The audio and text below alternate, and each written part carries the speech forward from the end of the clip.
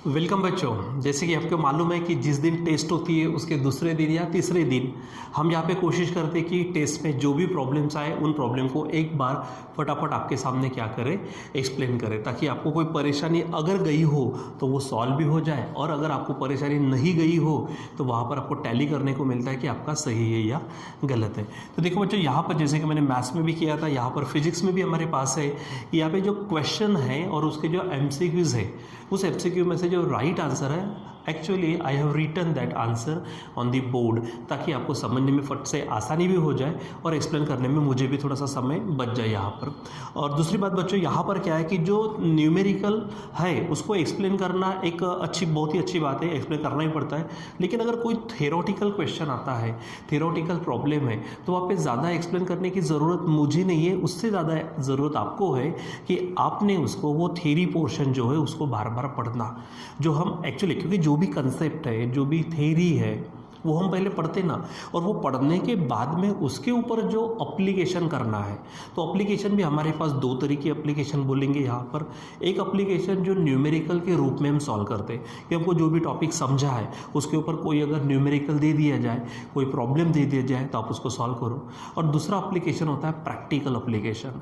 वो practical application आप या तो लैब में करते हो, लेबोरेटरी में करते हो, या फिर हमारे डे टू डे लाइफ में करते हो। तो फिलहाल हमारे पास में जो थ्योरी है वो थ्योरी भी है, और उस थ्योरी का अप्लीकेशन न्यूमेरिकल फॉर्म में वो भी है। और जहाँ तक मेरे ख्याल है, यहाँ पर जो हमने 5 क्वेश्चंस लिए उसमें से ये जो 4th नंबर का ये थोड़ा सा हमारे पास न्यूमेरिकल है, और लास्ट टेस्ट में भी ये दिया गया था, और एक्चुअली वहाँ पर भी इसको एक्सप्लेन किया गया था। लेकिन थोड़ा सा दुख होता है कि बार बार बच्चे सेम मिस्टेक करते हैं, क्योंकि एक्सप्लेन भी कर दिया गया, क्वेश्चन रिपीट भी हुआ। यानी आपको एक हफ्ता पहले की अगर बात है, वहाँ पर आपको टेस्ट सॉल्व करने को मिला, मैक्सिमम बच्चों ने वहाँ पर भी किया, कुछ बच्चों ने वहाँ गलत किया, ठीक है। उसके बाद उसको एक्सप्लेन भी किया गया, फिर इस टेस्ट में कुछ बच्चों ने और गलत किया। इसका मतलब ये है, या तो उनको उस समय समझा नहीं होगा एक बात, या फिर समझने के बाद उन्होंने उसकी पढ़ाई नहीं की होंगी, और भी, ठीक है। अगर नहीं समझाऊंगा तो आप मुझे डबल पूछ सकते थे, डाउट सेशन में मैं आपका क्लियर करता। दूसरी बात, अगर समझा होता, ठीक है, या फिर समझा नहीं भी होता तो आप वीडियो में भी क्लियर कर सकते थे। फिर भी अगर समझा है तो आपने जैसे का तैसा उठा के रख दिया, चलो सर ने एक्सप्लेन कर दिया, आपने पढ़ लिया, बस हमारा काम हो गया। बच्चों, ये जो अगर आपकी मेंटेलिटी बनी होंगी, जस्ट चेंज दिस माइंड। अब इस मेंटेलिटी को, इस माइंड को चेंज कर लो। हमको बहुत बड़ा लक्ष्य हासिल करना है 2022 में। सिर्फ हमको बोर्ड की एग्ज़ाम के लिए नहीं, तो हमको एंट्रेंस के लिए भी काम करना है, क्योंकि हम इस साल से शुरू कर चुके हैं, और इसके बारे में जो भी जानकारी हम बाद में तो आपको देंगे। जैसे जब भी यहाँ पर क्लासेस शुरू होंगे फिजिकली, वहाँ देंगे, उस समय देंगे, नहीं तो फिर आफ्टर दीपावली पेरेंट टीचर, ठीक है, और स्टूडेंट मीटिंग के ज़रिए वो बात हम हमारे आपके सामने भी रखने वाले हैं, ताकि वो चीज़ आपको पूरे मिलते रहे। बच्चों, हमारे साउंडर में वो चीज़ होना ज़रूरी है जो हम इस बार शुरू करने भी जा रहे हैं। तो उसी के हिसाब से हमारे जितनी भी टेस्ट है, अब उस टेस्ट में हम मैक्सिमम टाइम क्या कर रहे हैं कि MCQ टाइप क्वेश्चन दे रहे हैं, ताकि आपको वहाँ पर पहले से ही किसकी आदत सी लग जाए, क्योंकि 10 क्लास तक आपको राइटिंग की बहुत ज़्यादा प्रैक्टिस है। अब हमारे न्यूमेरिकल की बात करते हैं, हमारे थ्योरी की बात करते हैं, अगर वो आपके MCQ टाइप में अगर आता है तो आपको थोड़ा फास्ट करना होता है, सोचना है, ठीक है। अब क्या ना, आप घर पे हो, अब ये हमें पता नहीं चल रहा कि आप देख के कर रहे हो, ठीक है, या फिर किसी और का किसी और ने किया उसको पूछ कर रहे हो, ये कुछ पता नहीं चल रहा। लेकिन यहाँ पे ऑनेस्टी मैटर करती है भाई। आप अगर जितने प्रामाणिक, जितने ऑनेस्ट खुद के साथ होगे, वही बात आगे बढ़ते रहेंगे। तो मैं ये कहूँगा कि किसी का देखो नहीं, ठीक है, किसी गाइड से, नोट से डायरेक्ट आंसर मत करो। आप पहले उसको देखो, पढ़ो, समझो, सॉल्व करो नोटबुक में, और उसके बाद में फिर क्या करो, आंसर हमें भेजो, ठीक है। सो क्योंकि थ्योरेटिकल ज़्यादा क्वेश्चन है इसमें और न्यूमेरिकल बहुत ही कम है, तो थोड़ा सा जल्दी हो जाएगा, सो ध्यान दीजिए। जैसे कि यहाँ पे पहला क्वेश्चन है, क्या है, accuracy of measurement is given by. अब होता क्या है कि जब भी हम एक्यूरेसी की बात करते हैं, हमने पढ़ा है जब हमारा टॉपिक चालू था, जब हम एक्यूरेसी की बात करते हैं तो स्टार्टिंग जब होती है तो आप उसके मीन वैल्यू से करते हो, यानी 4-5 रीडिंग्स लेना और उसका एवरेज यानी मीन लेना, वहाँ से शुरू होता है। फिर एब्सोल्यूट एरर निकालते हैं, फिर मीन एब्सोल्यूट एरर निकालते, ठीक है, उसमें कुछ प्रॉब्लम यानी एरर कम हो जाती है। फिर रिलेटिव एरर निकालते, उसमें एरर कम हो जाती है। और फाइनली हम परसेंटेज एरर निकालते हैं, तो उसमें भी हमारी एक्यूरेसी हाई लेवल पे हो जाती है। इसलिए एक्यूरेसी को मेज़र करना है तो फाइनल ये है कि आप परसेंटेज एरर तक जाओ, ठीक है। यानी हमारा आंसर यहाँ पे होगा accuracy of measurement is given by percentage error. अब बच्चों यहाँ पे क्या है कि यहाँ पे न्यूमेरिकल क्वेश्चन नहीं है, ये थेरोटिकल है। तो अब मैं आपको और सजेशन देना चाहूँगा।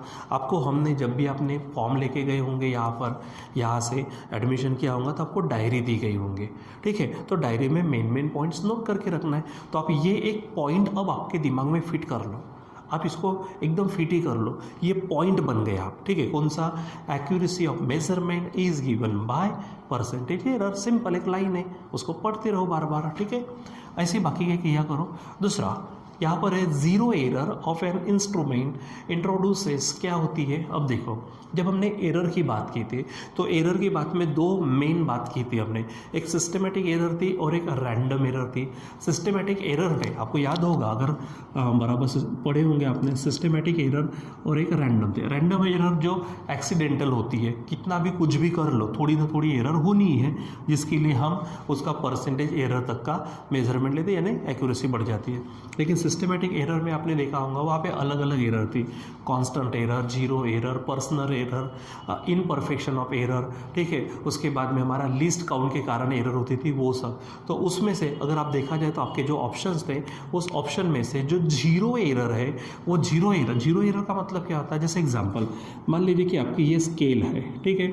ये स्केल के ऊपर में क्या होती है? मार्किंग होती है, और आपका स्टार्टिंग जो होता है वो जीरो से होता है, ठीक है। तो मान लीजिए इन केस एक आध बार इसका जो कैलिब्रेशन है, कैलिब्रेशन का मतलब इसके ऊपर जो मार्किंग होती है, वो मार्किंग का जो जीरो होता है स्टार्टिंग का, वो ढंग से मार्क्ड या फिर कैलिबर्ड ना किया गया हो, तो आप अगर या फिर आप ऐसा बोलेंगे कि जैसे अगर यहाँ से यहाँ तक मेज़र करना है तो जब स्केल लगाएंगे तो आपने बराबर जीरो इसके ही ऊपर लगाना चाहिए, ठीक है। स्केल को भी आप जब लगाते हो तो ऐसे तिरछी तारछी नहीं, ऐसे ऊपर से देखना चाहिए वगैरह, बहुत सारी चीज़ें होती है। तो जीरो अगर आपने बराबर सेट नहीं किया तो वो कहलाती है सिस्टमेटिक एरर। तो जीरो एरर जो है वो क्या निर्माण करती है? सिस्टमेटिक एरर, ठीक है। क्योंकि सिस्टमेटिक एरर की ही वो टाइप है। कौन से? Zero error, constant error, error due to least count, error due to imperfection of the instrument, ठीक है, या फिर एरर पर्सनल एरर। ये सब किसके हैं? सिस्टमेटिक है। और इन सब के बावजूद कितना भी कुछ कर लो फिर भी कुछ ना कुछ आ ही जाती है, दैट इज रैंडम एरर। तो रैंडम एरर के हमने टाइप वाइप नहीं देखे थे। मतलब सिंपल बात कहेंगे कि zero error of an instrument introduces systematic error. अब ये भी पॉइंट हो गया, आप इसको डायरी में नोट करके रख सकते हो, और जब भी आप बाद में पढ़ेंगे, ठीक है, तो फटाफट वही पढ़ना है आपको, ठीक है। और जो मैंने रेड पेन से किया है आप वहाँ पे अंडरलाइन करके रख सकते हो, पॉइंट तैयार हो जाएगा, ठीक है। चलो अब आगे बढ़ते हैं। The diameter of the paper pin. अगर आप पेपर पिन की बात करते हो तो बच्चों पेपर पिन ज़्यादा से ज़्यादा आपको इस तरह की दिखती है, ठीक है। आपने कभी अगर पेपर पिन देखी होंगे, मैं थोड़े बड़े मैनर में निकालता हूँ, आप पेपर पिन इस तरह से देखते हो। ये तो भी मैंने बड़ी निकाल ली, टात्सनी आप बोलते हैं ना, टात्सनी, ठीक है, वो है ये पेपर पिन, ठीक है। तो इस पेपर पिन का क्या निकालना है आपको? डायमीटर। तो इतनी बारीक चीज़ अगर आप स्केल से मेज़र करेंगे उसका डायमीटर नहीं फाउंड किया जा सकता, ठीक है, या आप नहीं कर सकते मेज़र, ठीक है। अब उसके लिए हमारे पास में वहाँ ऑप्शंस होंगे, ठीक है, जिसमें से मैंने तो आंसर तो लिख ही दिया है, माइक्रोमीटर, स्क्रू गेज, ठीक है। तो माइक्रोमीटर, स्क्रू गेज आप अगर देखेंगे तो वो इस तरह से दिखता है। मैं ये चीज़ आपको स्पेशली बताने वाला हूँ, मेरा इतने में कहीं मतलब खास करके नागपुर ऊपर जाना हो नहीं पा रहा है, नहीं तो मैं वहाँ से वो सब चीज़ें आपके लिए लाने वाला हूँ, जैसे वर्नियर कैलिपर, स्क्रू गेज है, ठीक है। तो सिंपल इतना फिलहाल ध्यान दो कि यहाँ पर ये सब चीज़ें होती है इस तरह से, इसके बीच में उसको फंसाना होता है और उसको हम घुमाते हैं, ठीक है। सो जब भी बारीक से बारीक चीज़ कोई छर्रा है, ठीक है, बॉल जिसे बोलेंगे हम, ठीक है, बारीक ये पिन है मान लो, ठीक है, उसका अगर आपको डायमीटर, रेडियस वगैरह निकालना है तो उसके लिए आप क्या यूज़ करते हो? Micrometer, screw gauge. बहुत ही बारीक चीज़ जो हमारे आंखों से दिखती है, ठीक है, पिन वगैरह जैसे उसका डायमीटर वगैरह चेक करना है वगैरह जो भी चीज़ें, या फिर अगर मान लीजिए ये मार्कर है, इस मार्कर का डायमीटर चेक करना है तो स्केल लगाने से अच्छा है कि आप क्या करो, उसको स्क्रू गेज के द्वारा मेज़र करो, ठीक है। तो माइक्रोमीटर, स्क्रू गेज या फिर सिंपली स्क्रू गेज भी बोलते हैं उसको, ठीक है। उसके बाद में अगर मान लीजिए कि थोड़ी बड़ी चीज़ है, थोड़ी सी लेकिन स्केल टाइप अगर मेज़र करना है तो वर्नियर कैलिपर यूज़ करते हैं हम वहाँ पर, तो वो भी हम देखने वाले हैं। ठीक, तो फिलहाल यहाँ पर ध्यान में रखना कि छोटी जो पिन टाइप जैसे है, छोटा बॉल वगैरह है, जो छर्रे बोलते हैं ना, बेयरिंग्स वगैरह होती है, बेयरिंग जो होते हैं टायर जब चक्के घूमते हैं तो वहाँ पे बोलते हैं ना बेयरिंग्स है, छर्रे होते हैं उसमें बारीक से, यानी मेटल बॉल्स, उसका डायमीटर, पिन का डायमीटर वगैरह अगर चेक करना है। आपके घर में जो ग्लास होता है, पीने का ग्लास, अगर वो मान लीजिए कि वो जो ग्लास होता है, ग्लास की जो थिकनेस अगर आपको निकालना है, उसके लिए भी आप क्या यूज़ कर सकते हो, हमारा स्क्रू गेज यानी माइक्रोमीटर स्क्रू गेज। एक आधा मान लीजिए कि पेपर ले लिया आपने, पेपर कितना जाड़ा है थिकनेस, अब वो स्केल से नहीं मेज़र कर पाएंगे क्योंकि स्केल पे मिलीमीटर है, ठीक है, लेकिन पेपर उससे भी बारीक है, उससे भी पतला होता है, तो उसके लिए आप किसका इस्तेमाल करेंगे, अच्छा खासा है कि आप क्या करो, स्क्रू गेज का इस्तेमाल करो। ठीक है, तो ध्यान में रखना the diameter of the paper pin is measured by, ठीक है, accurately by micrometer screw gauge, रहेगा ध्यान में, तो ये चीज़ आपको ध्यान में रखना है। उसके बाद थोड़ा आगे बढ़ते हैं, the error in the measurement of the sides of rectangle. अब ये बताने की ज़रूरत एक्चुअली है ही नहीं, क्यों, क्योंकि लास्ट टाइम ये हो चुका है, फिर भी हम यहाँ पे क्वेश्चन नंबर 4 को, क्योंकि वो न्यूमेरिकल है तो मैं यहाँ पर आपको बताता हूँ, क्वेश्चन नंबर 4 हमारा, ठीक है। ये देखो क्या कहा, the error in the measurement of the sides of rectangle. अगर बात करता हूँ मैं रेक्टेंगल की, तो रेक्टेंगल में क्या होता है, ये लेंथ होती है, ये आपकी ब्रेड होती है, ठीक है। यानी एरर की अगर मैं बात करूँ किसमें, साइड्स मतलब लेंथ और ब्रेड में, यानी मैं अगर बात करता हूँ कि डेल्टा यल अपॉन यल, ये हमने देखा है, ठीक है। अगर परसेंट में अगर दे रहा है तो डेल्टा यल अपॉन यल आप ले सकते हो, तो that will be 1%। Again delta ये है ट्रायंगल टाइप, अपॉन बी है तो वो भी कितना परसेंट है आपको, 1%, यानी error in length, error in bread. फिर उसके बाद आपको क्या चाहिए, एरिया ऑफ रेक्टेंगल चाहिए। तो आपके पास फार्मूला है क्या, एरिया ऑफ रेक्टेंगल। कौन बताएगा ये फार्मूला, चलो हाथ ऊपर करो। ओहो, हाथ ऊपर कर लिए, मुझे दिख नहीं रहे, चलो अच्छी बात है, कोई बात नहीं है, ये वायर मेरे बार बार पास में आ रहा है, ठीक है। सो एरिया ऑफ रेक्टेंगल, तो क्या फार्मूला है, लेंथ इंटू ब्रेड है, ठीक है। अब एरिया, मैं एरिया को एक काम करता हूँ, थोड़ा सा ऐसा लिख लेता हूँ नीचे में, ठीक है। तो A is equal to L into B कर लेता हूँ। अब मुझे क्या चाहिए, देखो the error in the measurement of its area, तो मैं डेल्टा ए अपॉन ए कर लेता हूँ, इसको बोलेंगे हम रिलेटिव एरर, और 100 से मल्टीप्लाई कर दो तो परसेंटेज एरर। तो यहाँ पर क्या है, इन दोनों का मल्टीप्लिकेशन है। मैंने कहा था आपसे मल्टीप्लिकेशन डिवीज़न के लिए एरर को क्या करते हो, आप ऐड करते हो, यानी यहाँ पर क्या होगा, delta L upon L plus delta B upon B हो जाएगा। अब आप अगर इसको सॉल्व करना चाहते हो तो कर लो, यहीं पे कर लेते हैं हम। तो डेल्टा यल अपॉन यल कितना है, 1% प्लस ये भी 1% है, तो फाइनल आंसर कितना होगा मेरे बच्चों, कितना होगा, 2% होगा। तो इस तरह से तो करना है आपको, और लास्ट टाइम में भी मैंने समझाया था, ठीक है। चलो थोड़ा और आगे बढ़ते हैं, यहाँ पर हमारे पास क्वेश्चन नंबर 5 है, क्या कहता है वो देख लो, the number of significant figures. चलो ये इसे बताता, नंबर ऑफ सिग्निफिकेंट फिगर्स, मैंने कहा था जब ऐसा इस तरह का है तो यहाँ पे 2 कंसेप्ट हमने देखी थी, एक सिग्निफिकेंट फिगर्स था, ठीक है, और ऑर्डर ऑफ मैग्नीट्यूड था। ऑर्डर ऑफ मैग्नीट्यूड देखना है तो 10 के पावर को चेक करना, फट से आंसर आ जाएगा। हाँ, उसके लिए कंडीशंस है कि हमारा जो ये नंबर होता है ये 0.5 से बड़ा और 5 से छोटा चाहिए, नहीं तो फिर एडजस्ट करना पड़ता, ठीक है। फिलहाल अभी हमको ऑर्डर ऑफ मैग्नीट्यूड नहीं पूछा है, उन्होंने क्या पूछा है, सिग्निफिकेंट फिगर्स। तो सिग्निफिकेंट फिगर्स के लिए क्या कहा था, स्टार्टिंग में 0 नहीं चाहिए, सीधे जितने भी आंकड़े होंगे, जितने भी फिगर्स होंगे, जितने भी डिजिट्स होंगे उनको काउंट करो। तो चलो काउंट करते क्या है, 1 2 3 4 5, वो डेसिमल पॉइंट अमका ढमका कुछ मत देखो आप, ठीक है। तो यहाँ पर 5 डिजिट्स है, तो हमारे यहाँ पर क्या हो जाएंगे, सिग्निफिकेंट फिगर्स कितने होंगे, 5।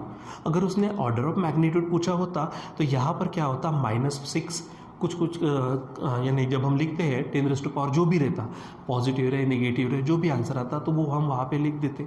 अभी फिलहाल उसने सिग्निफिकेंट फिगर पूछे तो यहाँ पे स्टार्टिंग में 0 तो है ही नहीं, डायरेक्ट काउंट करो, पॉइंट को टेंशन मत लो, ठीक है। तो 1 2 3 4 5, तो 5 है, these are the significant figures, ठीक है।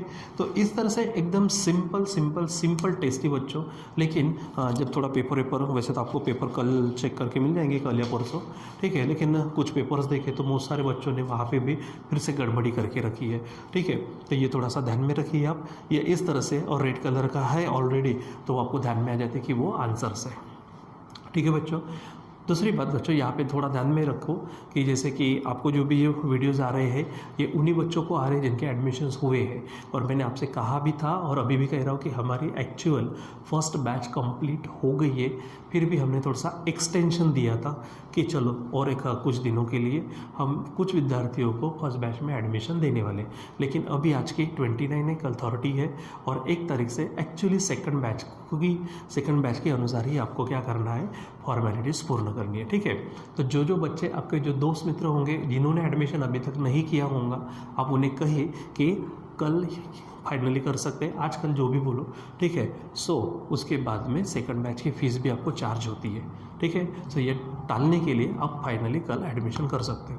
और क्योंकि कल हमारा लास्ट डे ऑफ मंथ है, तो हम ये चाहेंगे, वैसे तो मैं कल मैसेज के द्वारा ये आपसे बोलूँगा भी कि आप हमको क्या करिए, फीडबैक दीजिए जो बच्चे इस ग्रुप में ये वीडियोज़ अभी तक देख रहे हो। ठीक है, जो भी है तो मैं मैसेज के द्वारा तो आपसे बातचीत करूँगा ही कल। ठीक है बच्चों, सो आज के लिए बस इतना ही, बाकी का कंटिन्यू करेंगे बाद में। Till then bye.